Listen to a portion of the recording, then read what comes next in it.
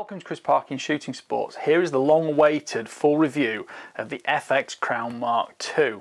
Now, I did an FX Crown in sub 12 over a year ago and I really liked it. For me, it was the FX rifle that suited, but after spending so much time with FAC air rifles, I kind of missed the power. So after quite a wait, I managed to organise getting the FAC version. I not only got the FAC version, I got it with 2.2 and 30 cal barrels. So I've done a lot of shooting with it. It's virtually impossible to give you an overall or an absolutely, results for absolutely everything I did, but I'm going to give you an overall impression of what I got. So a lot about the rifle, a lot about shooting it, and quite a bit about the ballistics too, with various different projectile types. FX rate the Crown II for 145 shots in 2.2 caliber at full power. I was generally refilling about every 100 shots just because I felt like it gave me more consistency, and of course different manometers and pressure gauges from different manufacturers and different bottles in people's trucks and vehicles can be slightly different as well. So I thought it was better to play on the safe side than waste precious projectiles. Magazine capacity in 177 is 22 shots. It's 18 in 2.2 caliber, 16 in 2.5 caliber and 13 in 30 caliber. The rifle actually came to me with a 600mm 30 cal barrel, 30 cal probe, 30 cal magazine, which are all now down here because I've swapped it to the 2.2 barrel as well. I did quite a lot of shooting with the 30 cal barrel. I would estimate I was probably using it for about 3 to 4 magazines, maybe 50 shots, before I was just sort of refilling to 250 bar just for the sake of surety. So 480ml bottle, so you've got a reasonable amount of shot capacity even in the full power. But when the 2.2 caliber barrel came, I swapped to 2.2 because it was the one I had the most use for. The 2.2 is a 500mm barrel, 50 centimeters. So swapping over, I did cover in another little video, but essentially you just undo the 2 screws either side, the barrel slot out, slot back in, and the probe on the back has a little screw on top. You just take that out, take the probe off, swap the probe, and back that goes.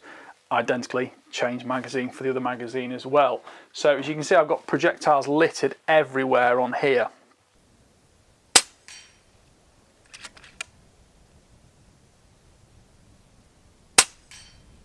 Now on the front, I've put a Sabre Tactical bottle mount, I've put a tier 1 bipod, just because that gives me more versatility and preference for prone shooting as well. Now this is the pepper stock. You can have this in, you can have it in yellow laminate, which is like a bumblebee sort of colour or hornet colour. You can have a walnut stock, you can have a synthetic stock. I like the pepper laminate. You can also have a couple of different options, hardwoods and pepper, in the GRS stock too, which is very, very nice, but a little bit more specifically right-handed, whereas this is quite ambidextrous. It's got a thumb hole, ambidextrous from either side. You've got a cheek piece which is adjustable. Again, that's got lateral adjustment as well. You've also got a vertically adjustable recoil pad. On the top, it's got a 20 MOA inclined Picatinny rail. A little bit more about that in a minute, but we've also got the 2 adjusters on here. We've got the hammer spring and also the flow adjuster there. What I will say is this, that other than specifically with the 2.2 version, I did not touch these. I'll tell you more about that. You'll understand that why we go along, because essentially I wanted to leave the rifle absolutely in a fixed state, other than swapping the barrel and the magazine for the different things. I've used exactly the same pressures for everything. It's 250 bar fill, and that's the regulator pressure there. Now this, unlike something like an impact, doesn't have all the external adjustability for regulator pressures and things. That actually made my job a little bit more linear, because other than swapping the barrel and the magazine, as said, I could just look at the difference in the ballistics and also things like the air consumption and the actual usability of this rifle as it is supplied.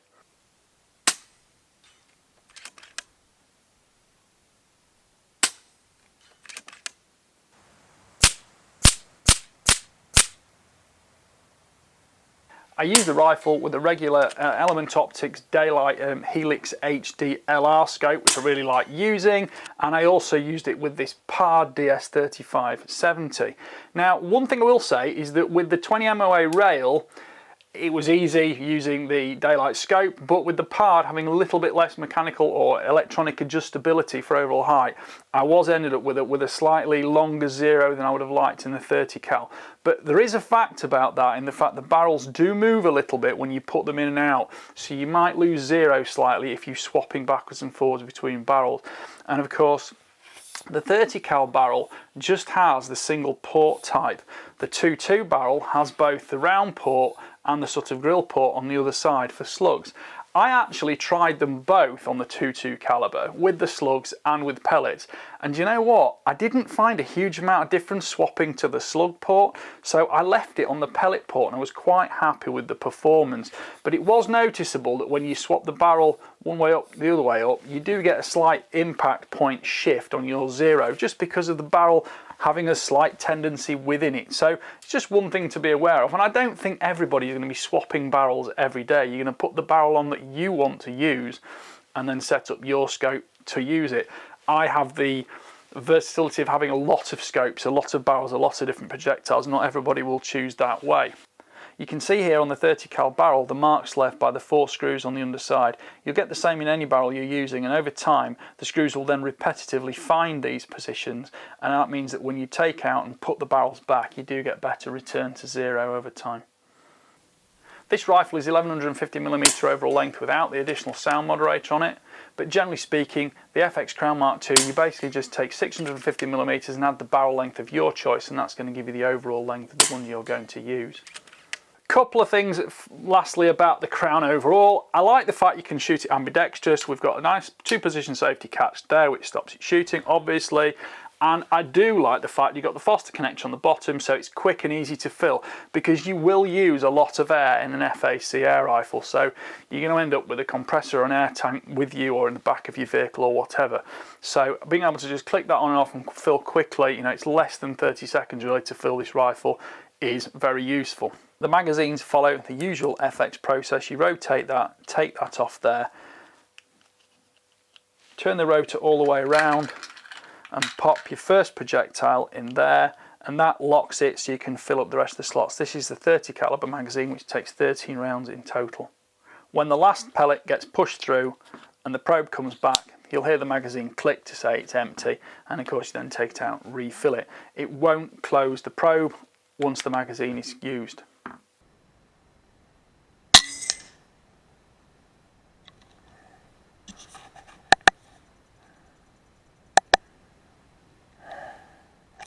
Well, that's telling me 51 metres.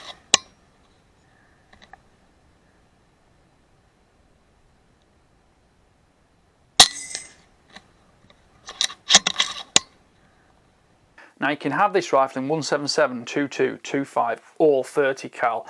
I think for FAC rifles, for the ultimate hunting use, probably in the UK certainly 22 or maybe 25 cal. If you want to look at long distance shooting, I will probably still stick with a 22 or 25 cal. If you want to go with the big 30 cal, it does bring in a difference and you get a lot more power with it, but you know, there are some compromises ballistically because of that.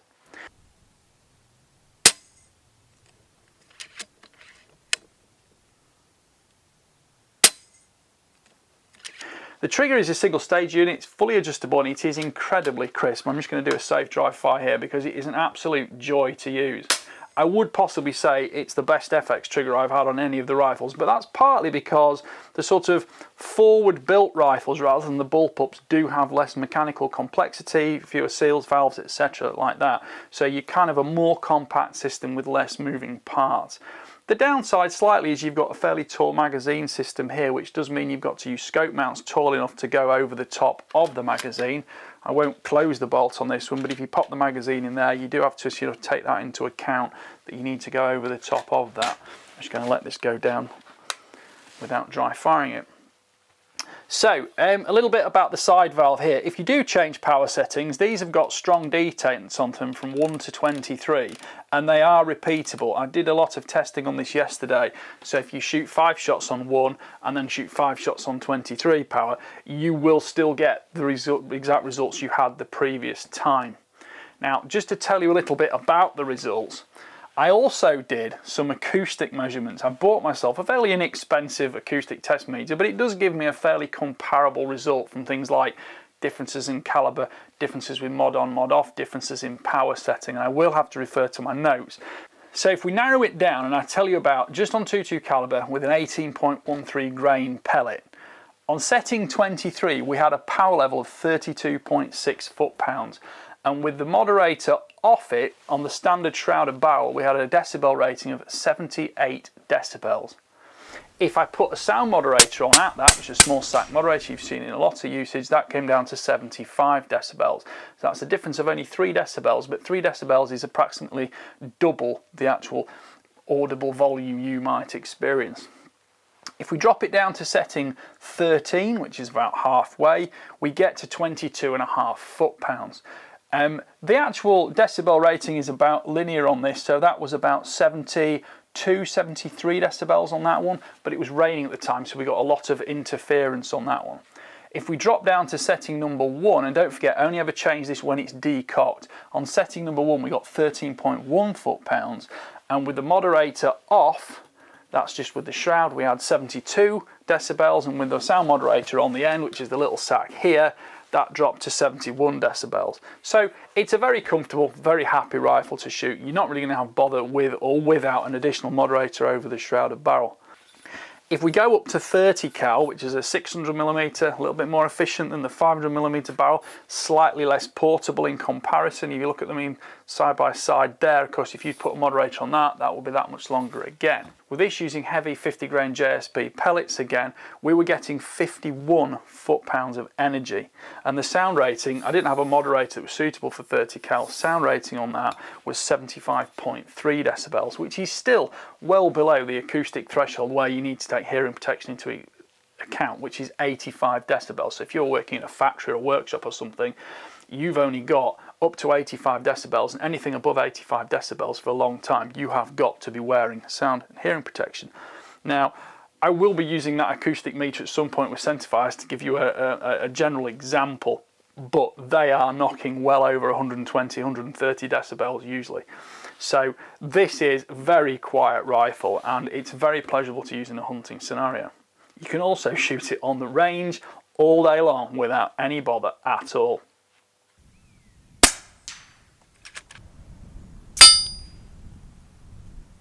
Right, you're all going to be obsessed by what groups it would shoot.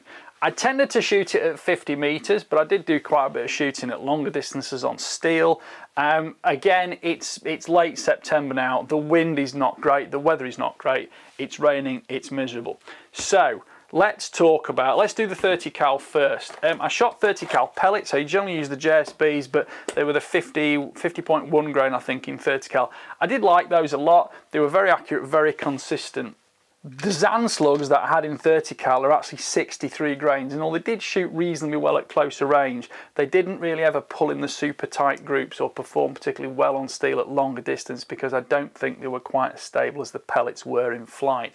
I would be interested in trying some slightly lighter 30 cal slugs, and you know what? I did. I used some FX hybrid slugs, which are 44.5 grains, and these did shoot a lot better because they're within the stability and the twist rate of the barrel, which is a Smooth Twist X Superior on the liner. Swapping over to 22 cal and pellets, I love the 18.1 grain JSB Exact Diablos. For rabbiting, ratting and hares, these were my superb first choice because I like the impact style of them, and I just find they do the job. When I was shooting at the long distances specifically for just testing ballistics, velocities and drops at distance, I used these as a bit of a benchmark to see how it would go on to, and then I used various types of slugs. So we had the FX22 slugs, which are 22 grains, so reasonably light. They shot very well. They also shot reasonably well at distance. What I am going to overlay on screen now is a load of ballistic charts which give you a direct side-by-side comparison with nothing changed on the rifle other than the barrel, of the speed and ballistic coefficients of the rifle and how they would react in certain wind speeds. They're all side by side, and just for a bit of fun I put a 2-tube rimfire match cartridge as well so you can get an idea of the difference. If I was shooting specifically for long range, I did like the Zan 22 slugs. They were very consistent and pretty accurate. I couldn't really make my mind up between the 25.5 and the 28 grain slugs. I think, to be honest, I'd probably go for the 25.5. So if I was going for one projectile for everything, I'd go 25.5, just because I think it'll be a little bit more appropriate for rats and rabbit shooting. But I didn't shoot enough rabbits with the slugs to get any kind of meaningful comparison over the top of pellets. And personally, I still prefer pellets at this stage, just because of the actual proximity of buildings and land around which I'm shooting rabbits on and rats on, especially the rats, because I know how these react with surfaces, and you do tend to get, and I think that's just one of the reasons that over vast experience for hunting, certainly I do still prefer pellets. At longer ranges on rabbits over the fields, paddocks and things like that, the other, I wouldn't mind either way. And I did shoot a few rabbits with the 28 grain Zan slugs, and there was no problem at all with them on headshots, because, you know, a headshot is a headshot, really, regardless of what projectile you're using. It does give you a pretty instant kill on anything. Chest shots are a little bit different. But because my rabbits and hares are also used for falconry, I can't afford any kind of lead contamination with them, because birds of prey don't like lead at all. They are dead. Right, so here, give you an example here of some of the groups shot 50 metres. These are with the 18 grain 22 caliber pellets. Now this is in the breeze yesterday, and you're sort of talking groups like this at 50 metres, which are representative, I think, because, you know, like that one there, if you catch a gust, you lose it. And most of them were actually shot aimed over to the left here, because they were drifting over. It did have quite a consistent wind generally overall. The odd gust pulled them across. But I think as a real world representative result, shooting 32 to 34 foot-pounds with an 18 grain pellet, that is pretty good for 50 metres. And what I have to consider more a target than a hunting rifle, because I think if you're one of the target specialists with an FX, you're probably going to look at the Pantera, because it's got, you know, the visual dials on the left side, which is straight in front of you. You've got a lot more external adjustability with the AMP regulator on that one outside, and you can really play around a lot more if you want to do that. But conversely, if you are more the hunter who likes a bit of long range shooting, I do still like the Crown Mark II, because I kind of like the fact it comes from the factory pretty much tuned. I didn't have any reason to sort of be concerned over the way it was shooting from exactly the way it turned up with me. So for that reason, I really did like this rifle. You can spend, I mean, in effect, if you're shooting the FX, things like the Pantera or the Mark III, tuning the rifle becomes part of the hobby. Whereas with this gun, you can just kind of ignore that, just get on and shoot it, and okay, it might not be that insane long-range group shooter that the others are, but as a hunting rifle, I think it's a little bit simpler, a little bit more pure in that respect, and I certainly liked it. I put the DS scope on for doing some night shooting, and I really like the DS scopes because they're very easy to set up. But that gave me that, you know, both light time capability and also the filming capability a little bit for the videos too, and you'll see some of the footage with that. So I think that pretty much covers my several months with FX Crowns. It's how do I say it?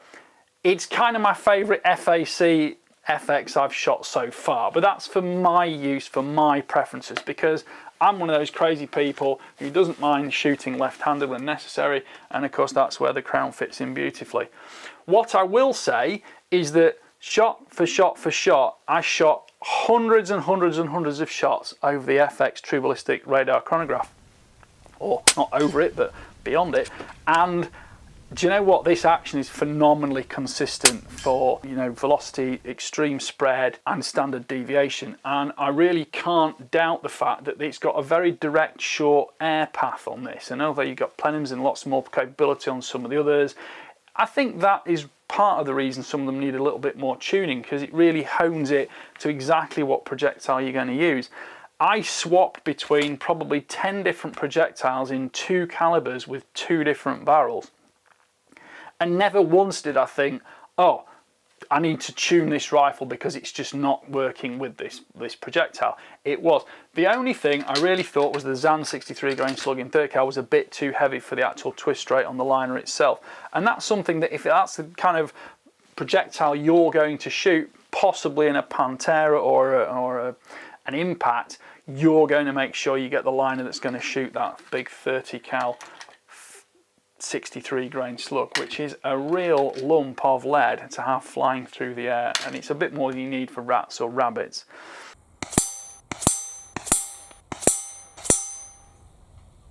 I would possibly like a little bit more speed with the 2.2, but around 925 to 950 feet per second is about optimum, and it certainly proved it on target. And in terms of the consistency day to day, and the fact I took the rifle out and it just worked. One thing I will say is though, there was a noticeable difference in the projectile speed between humidity and cooler weather, because at this time of the year, when we're changing quite rapidly back and forth day to day, it was noticeable that there'd be a good 10 to 15 feet per second sometimes, and certainly 3 or 4 foot-pounds of energy difference between different atmospheric conditions.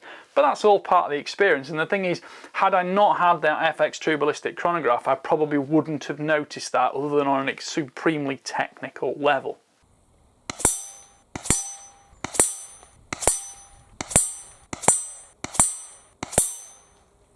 Well, there you go. Those are my experiences with the FX Crown Mark II. I hope to be hanging on to this one a bit more through the winter, because I have got a lot more rat shooting to do and a lot more rabbits to control. So this really does come into its own for that.